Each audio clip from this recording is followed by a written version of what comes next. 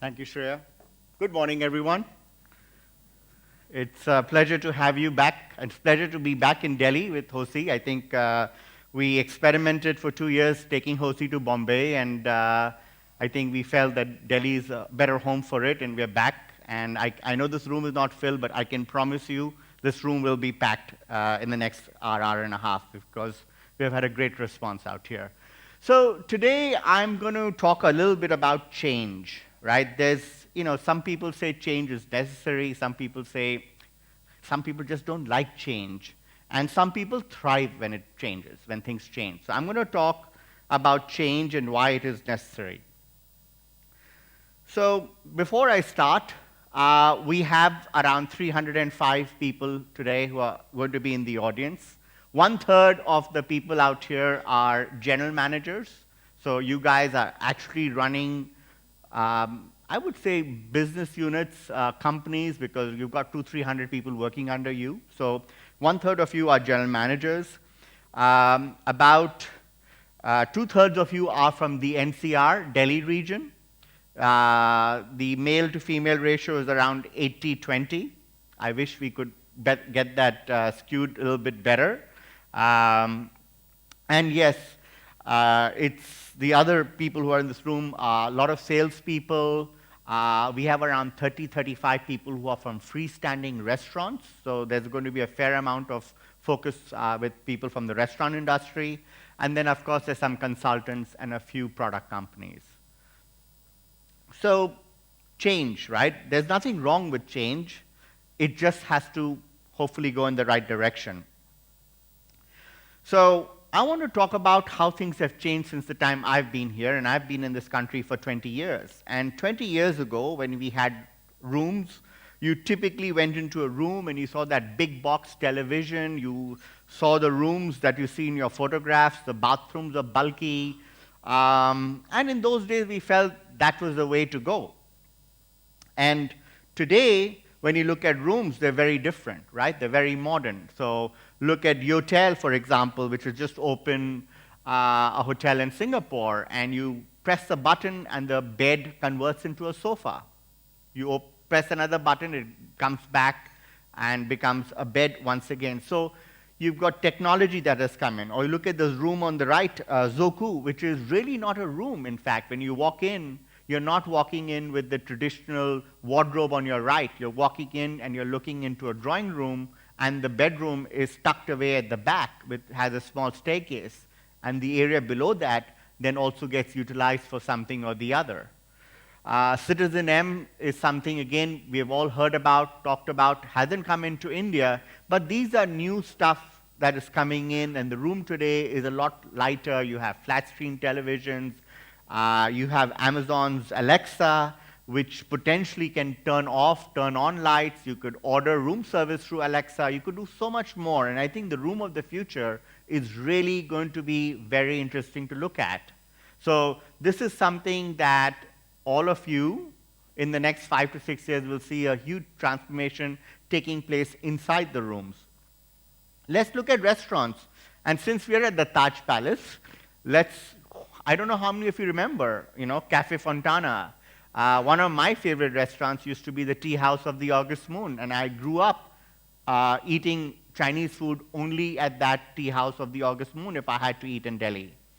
Masala Art, which has been out there and is still doing quite well, and therefore Masala Art you'll still find if you walk down the lobby today. And today these same restaurants have transformed.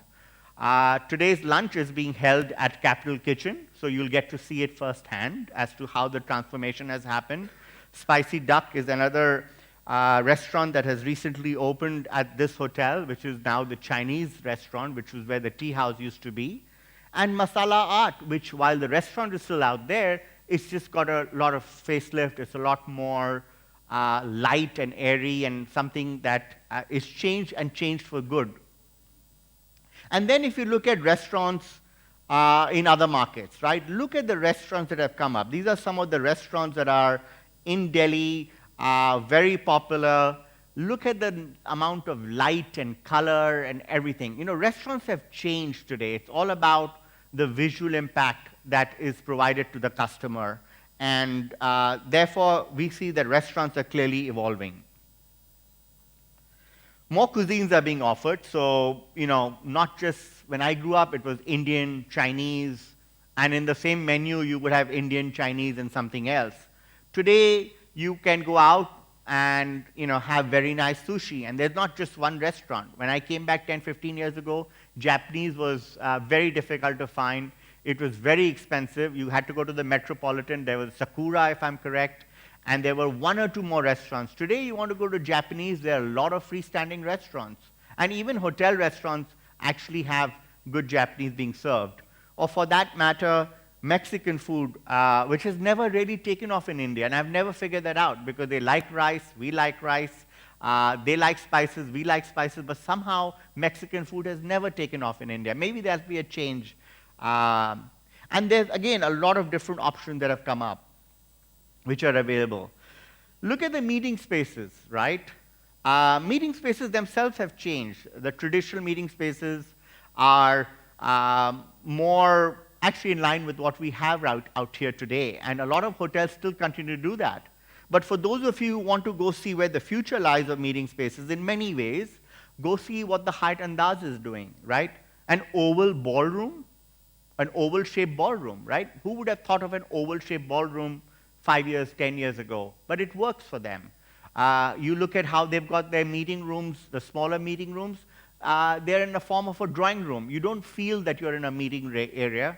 You're in a drawing room, and then when you need to actually go have a meeting or a board meeting, you walk into that room and it opens up into a 30, 40, 50-seater where you can utilize it. So again, that has changed in the way how meetings are going to take place in the future. FNBs changing, I spoke about that. Remember the time we used to go out to Nirula's and you would have your hot chocolate shakes and all those things, or for that matter, quality restaurant. There used to be another restaurant with the photographs not here called The Host, I remember, in Connaught Place.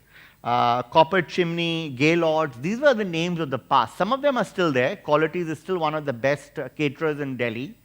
But at the end of the day today, it's changed, right? F&B is changing. You've got a few high streets. So in fast food, you've got McDonald's, you've got Haldiram's, you've got Papaya, which is one of my favorite restaurants right now, and then Mama Gota and so forth. So again, there's change which has been happening in the way F&B is selling, and it's certainly going to impact hotels as well.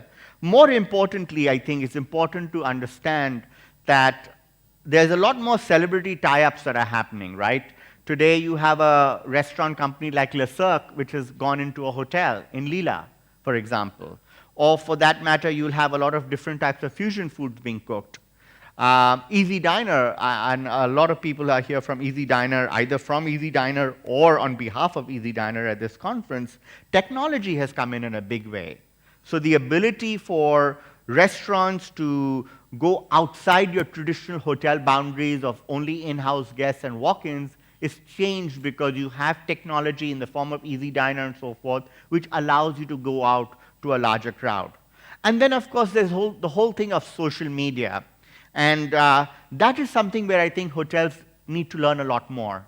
I don't believe hotels are using social media enough for selling restaurants. Yes, hotels have started using social media for selling rooms, perhaps, or just generally being out there. But I can tell you that freestanding restaurants are doing a far better job of using social media as a tool to attract people to your restaurant, as opposed to hotels in terms of restaurants in hotels using that.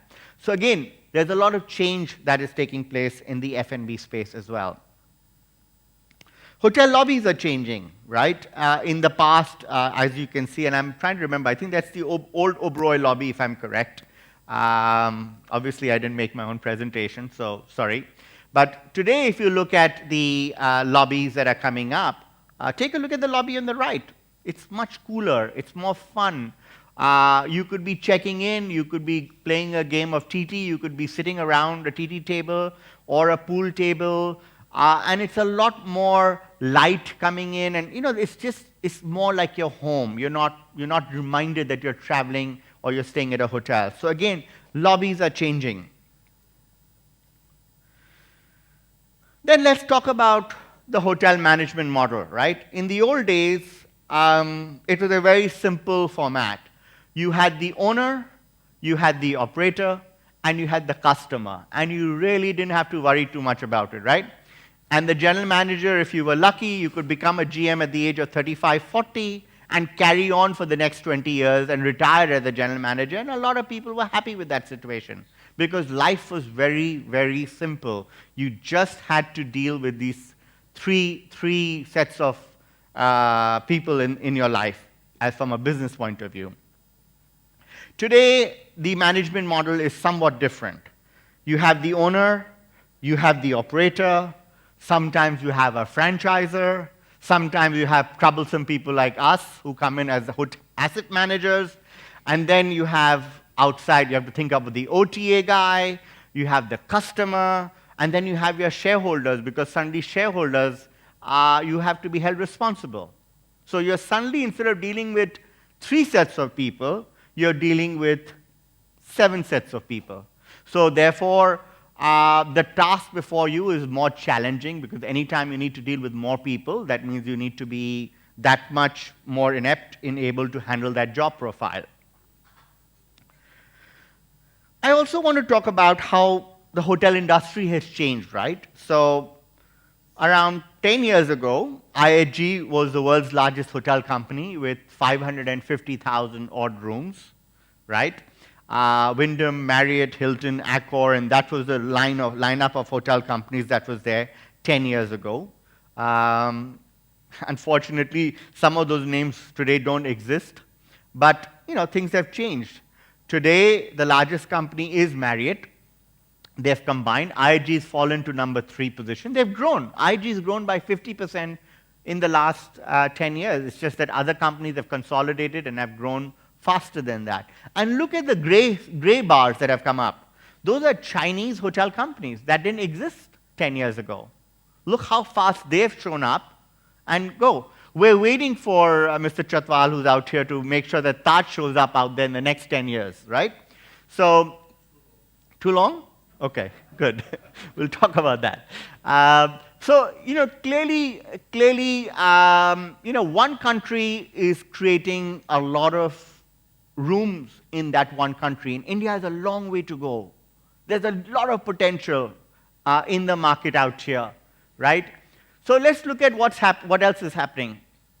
Let's look at largest hotel companies by market cap, right? So Marriott is still on top. And again, you've got 2 companies out here, which are just Chinese-specific companies that make it to the top 10 or 12 list of hotel companies by market cap. So that just shows you the volume of growth that is out there. But let's look at the competition that is changing, right? So this is by market cap, and you don't have to be a hotel company to make it if you're in the hospitality business, Booking.com, Airbnb, Expedia, TripAdvisor, even Make My Trip, that is a sponsor out here, has just about made it to that list. But look at that potential to grow, right? So the competition doesn't have to just be the hotel company. You are in some ways competing with the OTAs. I was at NYU conference 2 weeks ago, and Arnie Sorensen was very blunt. He said, Airbnb is my competition. OTAs are my competition. And we have to do something. And that's why he said they've gone out and acquired Starwood so that they have better negotiating power. They want to work with the OTAs, but at equal standing, right? I think the competition is not the hotel that is across the street necessary. The competition is all over. And either you need to identify it and then work with that competition, so you don't have to fight it. Sometimes you can work with the competition to make sure that both parties come out ahead. So I think it's very, very important to be able to identify that, and that's some of the change that needs to take place in the mindset, right? That change has to come from you, at the general manager's level, at the lower level, at the sales department level, and therefore, once you understand what your comp set is, you can start figuring out how you want to do things. Some of the other changes, right? Training and development. The old traditional style would be, yeah, you come put kids in front of you, you train them. Marriott and Hyatt and IHG, the international brands, became very good at creating these training videos, and you had to come and sit in front of those videos for I don't know how many hours, and if you sat in front of enough videos, you would then be ticked off as saying you're trained. But today things are changing. You've got the Khan Academy, you've got Coursera. We ourselves are looking at some of this stuff for training, where again training is changing in a different manner. Procurement. The old way was to do purchase order. Fill out. You would have a whole procurement team running around trying to procure things for you, and there would be a lot of perhaps potential underhanding stuff happening in procurement business. I think the future is going to change. Once again, you've got new companies coming up, a company like Pursuit that is kind of set up out here, which is going to use online, where you could order things online and not have to worry about in a fair, transparent manner. So again, these are changes that are happening, and the quicker you adapt to them, perhaps the better off you are. So the question I keep asking is, basically what has happened is we are living in the future of 2008. So what do I mean by that? When we did the first HOSI, which was in 2007 or 8, if I had made this slide presentation to you, some of you would have laughed at me, because I would have come and perhaps told you that everything can be controlled by a button, right? It's happening. If I had told you that you would have driverless cars, some of you would have laughed. But you know what? Driverless cars are a reality. Maybe not in India, because we need to get the potholes fixed first, but they are certainly coming about in many markets, right? Or for that matter, that robot which is on the left, that's the hotel room. I actually have walked with that robot to my room. It's there, it's existed, right? Or the photograph on the complete right, that is your bag check-in. So you come in, you don't need a luggage, you can go out there, they will check your luggage into that little box, and you can go for your meeting and come back, and that will be like a safety deposit box for your luggage. So these are things that are happening, and we are living basically in the future of 2008. And maybe 10 years from now, we'll come and make another presentation, and we'll be living in the future of 2018. So change is important, and sometimes it becomes a necessity. And hotel chains, have changes, and leaders thrive on change. We have a few sitting in our room, but look at Dilip, who had a job, a corporate job, who kind of got out of his comfort zone and decided to start a hotel school. Or for that matter, a couple who hasn't yet arrived, who could have stayed on in a very cushy job. I don't know if it's cushy or not, working with the Oberoi Group, but looks cushy from the outside, as all hotel jobs do look sometimes. But decided to get out of his comfort zone. Or Navjeet, who could have stayed on in development. Or Mr. Chatwal, and Kapil has walked in absolutely at the right time with his photograph. Kapil always likes to show up when his photograph is up on stage. So for those of you who know him well. Or for Puneet, who could have just carried on in Europe and say, you know what, that's my comfort zone. I've been there for 20, 30 years. Why do I need to get out? So I think leaders do thrive on change, and that's something which is important to learn. So if you've been in a particular place for too long, it's time to pick up your hand and look at something else to do. While on the topic of change, obviously for those of you who didn't recognize, we too decided to move on, right? So we are no longer HVS. We decided that we were in our comfort zone and we needed to do things slightly differently than what we were doing, and therefore we decided to move out. So very quickly, that's the only slide I'm going to do, is we do asset management, which is something that many of you may not like, but let me tell you, as a general manager, the time has come where you will need more asset managers, and you'll have to start working with them.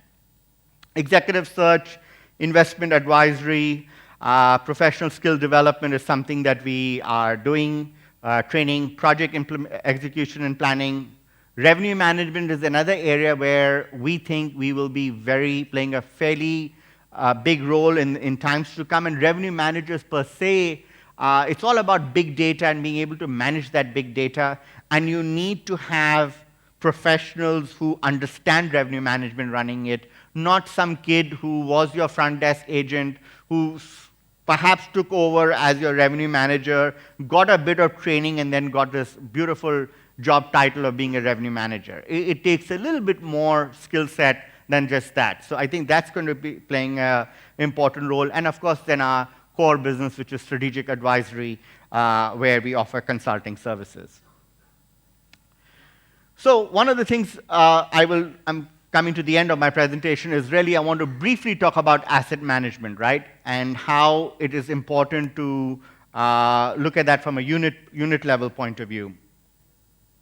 So 15 years ago, if you look at who were the people who were operating or owned assets, a lot of the hotels were owned and managed by this group of people, right? In fact, 80% of the hotels which were operating were either owned and managed by Leela, Taj, Park, ITC, ITDC, Oberoi's, and the Royal Orchid, and the Ambassador Group.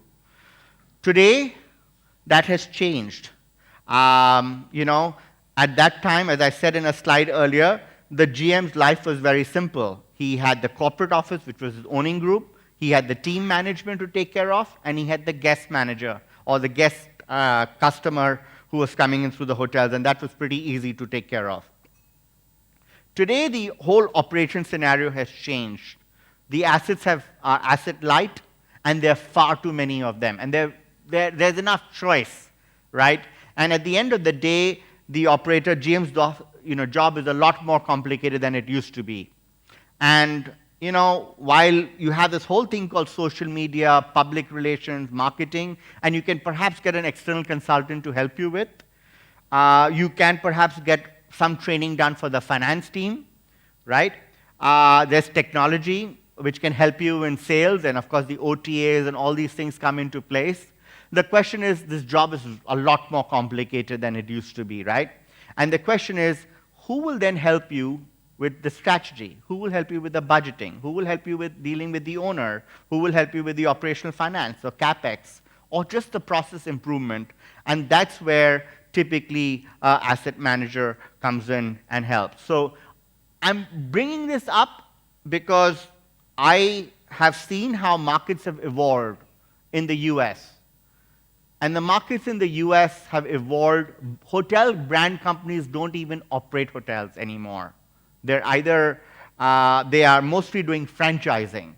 And it's the asset management group of people that is running the hotels in that market. And we are seeing that change happen in Europe, and we're going to start seeing that change happen in Asia. And therefore, what you're going to see is general managers will, after a while, become asset managers, and they would be working with other owners and other hotel companies to kind of help. And you will also have other specialized asset management companies that will come in. So the best part about that is the asset managers are free because the owning company pays for it. And the question I ask is, are you utilizing your free resource yet or not? Thank you, ladies and gentlemen. I hope you have a great day ahead. I look forward to seeing you throughout the day. We have a wonderful lunch being hosted by Taj today. So I'm really grateful to the Taj Group for hosting us here today. And this evening, we have a fantastic dinner at a new restaurant called The Kheer at Rosette House at Aero City. And I look forward to seeing all of you there. Thank you so much.